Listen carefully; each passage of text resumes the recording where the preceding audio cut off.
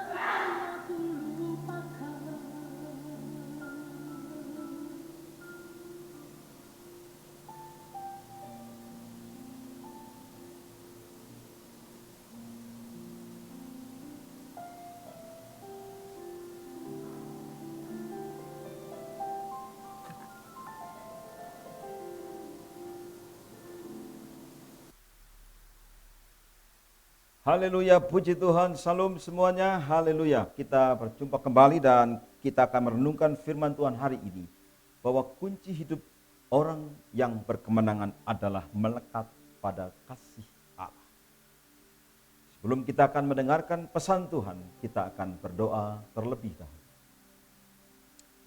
Bapa, dalam nama Tuhan Yesus, di hari dan kesempatan ini, kami diberi hidup dan nafas dan kesehatan karena kemurahan Tuhan. Kami akan melanjutkan hidup dengan pesan Tuhan, karena firman-Mu itu adalah roti dari surga yang mengenyangkan dan memuaskan dahaga jiwa, mengenyangkan rohani kami. Berfirmanlah ya Tuhan melalui hamba-Mu, berbicaralah kepada kami sesuai dengan pesan-Mu sendiri untuk pribadi kami masing-masing. Dalam berkat nama Tuhan Yesus yang baik, yang agung dan mulia, kami telah berdoa dan mengucap syukur. Haleluya. Amin. Saudara-saudara yang dikasihi oleh Tuhan, kita bisa belajar dari kebenaran firman Tuhan betapa pentingnya untuk melekat pada kasih Allah yang nyata dari kasih Kristus di hari-hari ini. Kehidupan manusia dipenuhi oleh perjuangan. Kehidupan manusia kita bergumul secara pribadi. Yaitu keadaan di mana kita dalam pergumulan ini bisa menjadi lemah dan kekurangan iman. Hari ini saudara, kita bisa menerima jaminan kepastian kemenangan kita ketika kita kembali percaya kepada Tuhan, kembali percaya kepada berita Injil, kembali melekat pada kasih Allah yang merupakan esensi dari berita Injil. Karena begitu besar kasih Allah, karena begitu besar kasih Kristus di dalam hidup kita. Saudara, mari kita mendengarkan firman Tuhan dari Roma pasal 5 ayat 1-11. Dan nanti kita akan merenungkan Roma 5 ayat 8 sebagai nats kuncinya. Sebab itu kita yang dibenarkan karena iman, kita hidup dalam damai sejahtera dengan Allah oleh karena Tuhan kita, Yesus Kristus. Oleh Dia kita juga beroleh jalan masuk oleh iman kepada kasih karunia ini. Di dalam kasih karunia ini kita berdiri dan kita bermegah dalam pengharapan akan menerima kemuliaan Allah. Dan bukan hanya itu saja, kita malah bermegah juga dalam kesengsaraan kita. Karena kita tahu bahwa kesengsaraan itu akan menimbulkan ketekunan. Dan ketekunan menimbulkan tahan uji, dan tahan uji menimbulkan pengharapan, dan pengharapan tidak mengecewakan. Karena kasih Allah telah dicurahkan dalam hati kita oleh Roh Kudus yang telah dikaruniakan kepada kita. Karena waktu kita masih lemah, Kristus telah mati untuk kita, orang-orang durhaka, pada waktu yang ditentukan oleh Allah.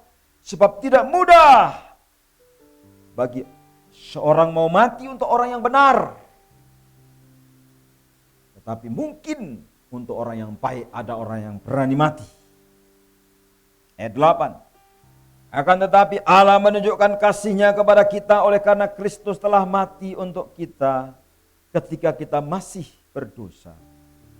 Lebih-lebih karena kita sekarang telah dibenarkan oleh darah-Nya, kita pasti akan diselamatkan dari murka Allah.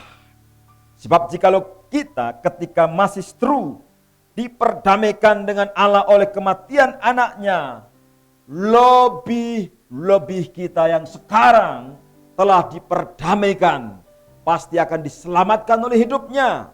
Dan bukan hanya itu saja, kita malah bermegah dalam Allah oleh Yesus Kristus Tuhan kita, sebab oleh Dia kita telah menerima pendamaian itu.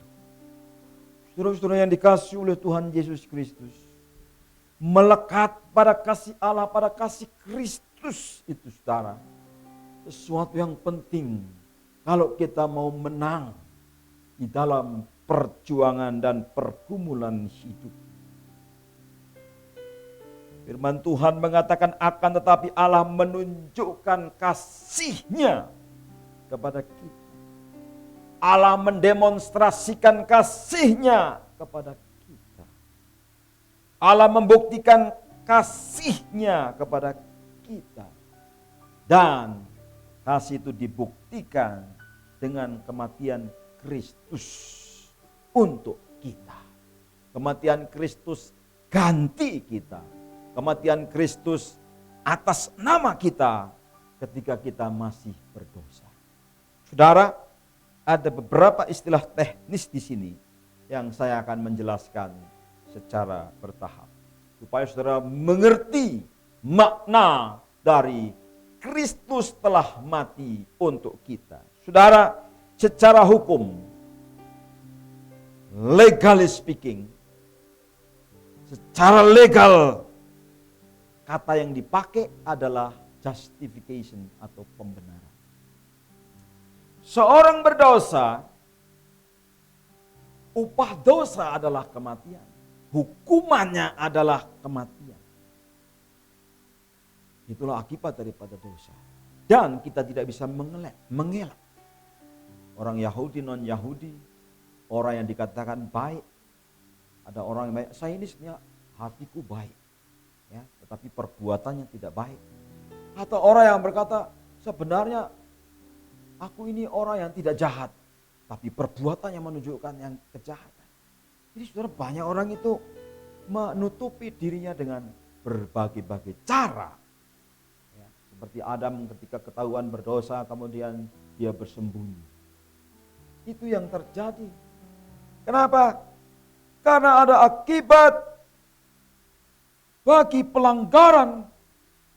Akibat hukumannya adalah mati. Dan saudara, ayat ini mengatakan Kristus telah mati untuk kita. Artinya ada orang yang mati di tempat orang berdosa, yaitu di tempat saya dan saudara, namanya Kristus. Karena itu kita yang percaya kepada Kristus, karena hukumannya sudah ditanggung oleh Kristus, sudah dipikul oleh Kristus, maka yang pertama, kita tidak perlu menanggung dosa lagi. Karena Kristus anak Allah itu telah memikul dosa. Dia telah mati di tempat kita. Dan kita dinyatakan secara hukum itu benar. Dan karena kita sudah benar secara hukum, maka ada hubungan yang disebut dengan rekonsiliasi. Allah kita bukan menjadi hakim bagi kita, Allah kita menjadi Bapa bagi kita. Pencipta itu menjadi sahabat kita. Allah itu menjadi Bapa kita. Saudaraku yang dikasihi Tuhan, itulah kasih Kristus. Jangan sampai kita dituduh lagi. Jangan sampai kita merasa diperbudak lagi oleh dosa. Karena apa? Dosa sudah diselesaikan oleh Kristus ketika dia mati di atas kayu salib. Itu yang pertama. Dan kita diperdamaikan oleh Allah karena iman. Kita menerima itu sebagai kasih karunia Allah, sebagai pemberian Allah. Dan saudara, itu masih awal dalam kekristenan kita. Di dalam istilah Rasul Yohanes itu baru percaya, lahir baru. Tapi dalam istilah Rasul Paulus ini, kita menerima pembenaran dan diperdamaikan dengan Allah. Tetapi sebagai orang Kristen, kita masih menghidupi kehidupan sebagaimana orang-orang pada umumnya. Lalu bagaimana kita harus hidup di dalam perjuangan hidup yang masih belum selesai? Kita hitung dari detik demi detik, menit demi menit, jam demi jam, hari demi hari. Saudara, bagaimana kita hidup? Ayat ini mengatakan bahwa kita harus tetap berdiri di atas dasar keselamatan, pembenaran, pendamaian yang telah kita terima, yaitu dalam kasih karunia itu kita berdiri, kita bermegah dalam pengharapan untuk menerima kemuliaan Allah. Pandangan kita diarahkan ke depan, itu yang paling penting. Arahkan hidup kita ke depan. Melihat kemuliaan, berharap akan perkara-perkara yang di depan. Hidup kita harusnya bukan dikuasai oleh kejadian, keadaan hari-hari ini atau oleh zaman ini. Kecenderungan kita menjadi pening, menjadi pusing, tujuh keliling. Karena kita berpikir selalu orientasinya kepada masa lalu dan masa sekarang. Tetapi firman Tuhan mengatakan bahwa orientasi kita harus pada pengharapan akan menerima kemuliaan, glorification, menerima kemuliaan, menerima kemenangan yang gilang gemilang, menerima sukacita, menerima berkat kehidupan selama-lamanya. Saudara, kita harus bisa mengarahkan kehidupan kita melampaui keadaan, pengalaman hidup, kejadian, peristiwa, kegiatan, dan hidup kita hari ini. Arahkan hidup kita ke depan, kepada glorification yang masih menanti kita. Saudara, kalau kita bisa melihat kemuliaan di masa datang, maka kita bisa menikmati kesengsaraan hari ini. Menikmati, bangga, bermegah, dan tetap kuat, tetap percaya Tuhan, walaupun ada suffering, walaupun ada pain, kesusahan, ada penderitaan, ada duka cita yang hari-hari ini kita alami di dalam dunia ini. Saudaraku yang dikasihi oleh Tuhan, lamentation, kesengsaraan, itu adalah bagian hidup ini. Mungkin saudara berkata, Pak Pendeta, apakah ayat ini benar bagi saya? Saya mengatakan bukan hanya benar bagi saudara, tapi benar bagi semua orang percaya sepanjang masa, sepanjang abad, sepanjang zaman. Selama kita dalam dunia ini, kita akan menghadapi penderitaan dan kesengsaraan. Apa saja bisa terjadi dalam hidup kita. Tetapi kita bisa bermegah. Kita bisa percaya bahwa Tuhan ada bersama-sama dengan kita di masa sengsara ini. Di tengah-tengah pandemi ini. Di tengah-tengah kesusahan hidup ini. Di tengah-tengah ekonomi yang sulit. Di tengah krisis ini. Tuhan ada di dalamnya. Tuhan ada bersama dengan kita. Namanya Yahweh. Dia akan ada. Dia selalu ada. Dia selalu datang. Dia selalu menolong. Dia selalu menyertai kita. Sehingga saudaraku yang dikasihi Tuhan, ketekunan itu yang dihasilkan dari kesengsaraan. Bukan pemberontakan. Ketika kita diproses oleh Tuhan. Ketika kita dimatangkan oleh Tuhan. Ketika kita dibentuk oleh Tuhan. Izinkan pembentukan itu. Karena itu akan menimbulkan perseverance. To be true Christians artinya berani melewati kesengsaraan. Berani melewati sakit penyakit. Berani melewati kemiskinan. Karena menjadi orang Kristen itu, saudara, kita mengalahkan dunia. Orang yang percaya kepada Tuhan, kita telah melewati dunia ini, yaitu kemuliaan yang kita lihat dan saksikan. Para nabi dan orang saleh sepanjang zaman tidak akan tahan, saudara, melewati penderitaan dan kesengsaraan kalau tidak memiliki visi ilahi tentang kemuliaan Allah. Saudaraku yang dikasihi oleh Tuhan, tekunan akan menimbulkan tahan uji. Bagaimana mungkin kita bisa tahan uji, kita bisa tekun? Endurance, tahan uji, tetap stay strong, tetap kuat, tetap tidak beranjak, tetap percaya. Karena apa? Tahan uji itu akan menimbulkan pengharapan. Karena apa? Tahan uji itu artinya kita tetap percaya bahwa kasih Allah melingkupi aku. Kasih Allahku sungguh telah terbukti. Dan kasih itu melingkupi. Kasih itu menudungi. Kasih itu memayungi. Kasih itu melindungi. Kasih Allah itu menyertai. Kasih Allah itu menyembuhkan. Kasih Allah itu membebat. Kasih Allah itu memulihkan. Kasih Allah itu mengangkat. Dan memperkaya saudara. Ketika saudara tahan uji. Kemudian saudara berharap pada Allah. Dan pengharapan tidak akan mengecewakan. Karena apa? Roh Kudus jaminan keselamatan kita. Roh Kudus jaminan kemenangan kita. Roh Kudus adalah arabon. Sebuah cap. Sebuah kepastian bahwa hidup kita adalah milik Allah selama-lamanya. Tidak ada yang bisa memisahkan kita dari kasih Allah. Dari kasih Kristus. Karena tetap tinggal dalam kasih Allah, dalam kasih Kristus. Kasihnya ketika dia mati bagi kita adalah kasih yang sama ketika kita menghidupi keselamatan itu. Kristus telah berkorban ketika kita berdosa. Ketika kita mulai tidak percaya, kembalilah kepada Kristus. Tuhan, aku percaya kepadamu.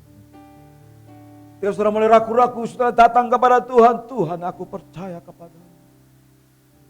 Abraham, Ishak, Yakub, Musa, Yosua, siapa saja pernah kecil hatinya, pernah tawar. Pernah kurang percaya. Dan kurang percaya, tidak percaya sama dengan dosa. Tapi mereka kembali kepada Tuhan. Petrus juga demikian, pernah tidak percaya kepada kasih Yesus. Ketika mata Yesus memandang dia, baru dipulihkan imannya untuk menjadi rasul. Rasul-rasul yang lain, murid-murid Tuhan juga mulai kecewa kepada Tuhan karena ditinggalkan oleh Tuhannya mati. Mereka kembali kepada kehidupan yang lama sebagai nelayan. Mereka mencari penghidupan, mereka mencari ikan. Suruh mencari jiwa, mencari ikan. Nah, mereka kembali kepada cara hidup yang lama dan pekerjaan yang lama. Tetapi Tuhan mengasihi mereka. Saudara, mari kita memeluk kehidupan ini erat-erat.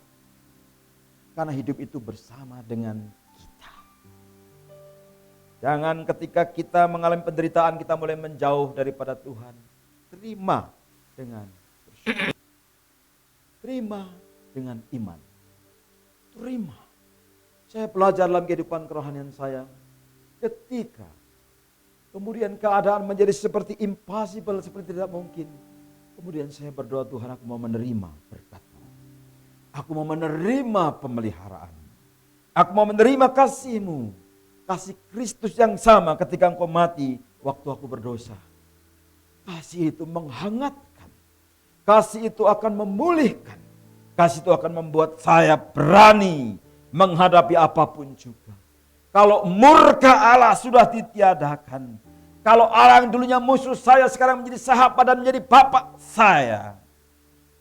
Kalau dulu saya musuh Allah sekarang diperdamaikan. Saya diselamatkan oleh hidupnya. Maka saya akan bermegah dalam Allah. Oleh Yesus Kristus saya tetap akan percaya kepada kasih Allah. Di dalam Yesus Kristus saya berdamai dengan Allah. Berdamai dengan diri sendiri. Berdamai dengan sesama, berdamai dengan lingkungan alam. Saudara, katanya menurut ahli psikologi, saudara ya, orang jenius itu salah satunya ditunjukkan dengan mencintai makhluk yang lain. Jadi mencintai manusia, mencintai sesama, orang jenius itu juga mencintai tumbuhan, mencintai binatang, saudara. Berdamai dengan alam. Hidup itu indah. Life is beautiful. Dan semakin indah ketika kita mencintai hidup itu. Ketika awan mulai gelap, saudara, puji Tuhan. Ketika hujan turun, puji Tuhan. Ketika ada angin yang merobohkan pohon-pohon, saudara mulai, Tuhan lindungi saya. Kemudian angin badai itu lewat, puji Tuhan angin badai telah lewat. Ketika nafas saudara mulai sesak, ketika perutnya menjadi kembung, kemudian keadaan menjadi tidak menentu saudara. Oh aku mati saja. Saat itu Tuhan menolong saudara. Jadilah sembuh anakku. Engkau masih dibutuhkan di dunia ini untuk memberitakan firman Allah. Jadilah sembuh. Pulih, puji Tuhan. Ketika saudara tidak memiliki pengharapan dari dunia ini, saudara tahta tidak punya, harta tidak punya, saudara dalam keadaan miskin, percaya kepada Tuhan yang sanggup mengubahkan nasib. Tuhan yang melakukan pelayanan pendamaian melalui kematiannya di atas kayu salib bagi orang berdurhaka seperti saya dan saudara. Pada waktu ditentukan oleh Allah adalah Tuhan yang menolong kita. Sehingga kita bisa berdamai dengan hidup ini. Kita mulai melakukan suatu usaha-usaha, pekerjaan-pekerjaan. Tuhan berikan kreativitas. Tuhan memberikan aktivitas. Tuhan memberikan kepada kita usaha baru. Mungkin saudara akan jualan air. Ada yang jualan minyak. Ada yang jualan minuman. Oh, mungkin saudara diberi talenta untuk bikin roti yang enak. Dan mungkin diberi talenta untuk bikin baju yang bagus. Menjahit sangat bagus. Saudara mungkin diberi talenta untuk menjualnya. Saudara mungkin diberi talenta untuk membuat furniture. Oh, luar biasa. Ada seorang teman saya bercerita, saya kehabisan uang. Usaha saya bangkrut. Tidak ada modal lagi. Saya berdoa kepada Allah. Akhirnya Tuhan memberikan usaha yang baru. Dia bisa membayar hutang semuanya. Dan dia akhirnya menjadi orang yang diberkati Tuhan dan dia melayani Tuhan. Dia menyumbang untuk pelayanan literatur, saudara. Dia membayar percetakan. Dia membagikan Injil, saudara, melalui literatur. Sehingga banyak orang mendengar Injil, saudara. Luar biasa. Untuk apa kita hidup? Saudara, janganlah kita lepas dari kasih Allah. Kasih Kristus. Strategi iblis adalah supaya kita lepas dari kasih Kristus. Strategi iblis adalah supaya kita hidup di luar kasih Allah. Saudara, di luar kasih Allah kita akan binasa. Kalau kita tidak percaya lagi kepada Kristus, kita akan binasa. Tetap setia, tetap percaya apapun yang terjadi. Saudara, ada seorang yang bercerita kepada saya, keluarganya hancur, berantakan. Dia berkata, Pak Pendeta, saya sangat menderita karena saya dikhianati oleh kekasih saya. Datang ke kantor saya. Seorang pria yang gagah perkasa. Dan saat itu saya melihat bisa menangis, saudara. Oh, saya kasihan sekali. Saudaraku, apa yang terjadi padamu, ceritakan. Dan dia menceritakan bagaimana siasat iblis ini memporak-porandakan keluarganya. Dan kemudian saya berkata, kembalilah kepada kasih Allah. Kasih Kristus yang sedang membentukmu melalui peristiwa ini. Hidup ini tidak akan menghancurkanmu. Hidup ini tidak akan merusak hidupmu. Kalau engkau tak percaya kepada Tuhan. Pencobaan apapun boleh terjadi. Masalah apapun boleh terjadi. Tetapi percaya kepada kasih Allah. Tetap melekat pada kasih Allah. Pembentukan Allah tetap terjadi dalam hidup kita. Seperti seorang penjunan. Dia membentuk kita menjadi bencana yang sangat indah. Tetapi kalau kita gagal, saudara. Banyak orang hari-hari ini gagal dalam membina pernikahan. Gagal dalam membangun keluarga. Gagal dalam membangun karir. Dan kemudian dia berkata kepada saya, Pak, saya mati aja. Berulang-ulang kali kalau ketemu saya bilang, Pak, saya mati aja. Saya bilang, jangan mati. Om masih hidup. Tunggu, nanti kalau mati, kalau sudah waktunya, saya bilang. Saudara, bertahun-tahun kalau dengar ada masalah, saudara, dia bilang, saya mau mati aja. Saya bilang, jangan mati. Saudara, jangan mati sekarang. Masih ada hal yang baik yang Tuhan berikan dalam hidup ini. Saya senang sekali menikmati pemandangan yang indah. Menikmati pohon yang sangat rindang. Pohon yang sangat kuat. Akarnya kuat. Batangnya kuat. Daunnya begitu subur dan tumbuh luar biasa. Ini pohon itu sampai ke tetangga-tetangga. Wah, kami harus memotongnya supaya tetap di dalam ya tanah yang kami punya. Dan kemudian berbuah sangat lebat. Lebat sekali, saudara. Itu pernah pohon itu kami tunggu gak berbuah-buah, saudara. Akhirnya kami pergi ke tukang ya membeli alat-alat pertukangan. Saya beli kapak merah, saudara ya.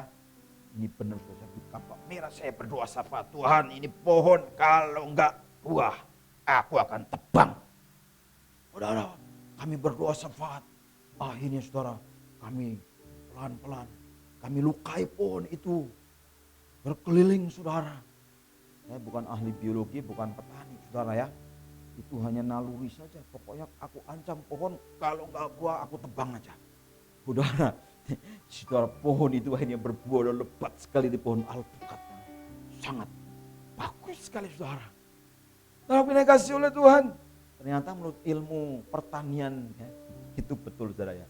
Katanya harus kadang-kadang dilukai ya supaya getahnya keluar ya, dan akhirnya berbunga dan berbuah lebat. Saudara, siasat iblis itu menjadikan saudara itu kering, garing, saudara. Menjadikan saudara itu apa? Kerontang. Menjadi apa? Layu. Menjadi apa? Tidak bertumbuh. Menjadi mati dan tidak berbuah. Gugur sebelum berkembang. Layu, belum bertumbuh. Kurang air, itu siasat iblis. Tetapi kasih Allah menyirami saudara. Kasih Allah menghidupkan saudara. Kasih Allah mengairi jiwa saudara. Hidup yang kekal mengalir dari Allah melalui pribadi Yesus Kristus. Itulah kehidupan yang sejati. Saudara, terimalah kemenangan. Jangan keluar dari kasih Allah. Melekat dengan kasih Allah. Peluk hidup ini erat-erat. Tetap percaya Tuhan. Tuhan ada dalam hidup ini. Apapun yang terjadi. Tetap peluk Tuhan.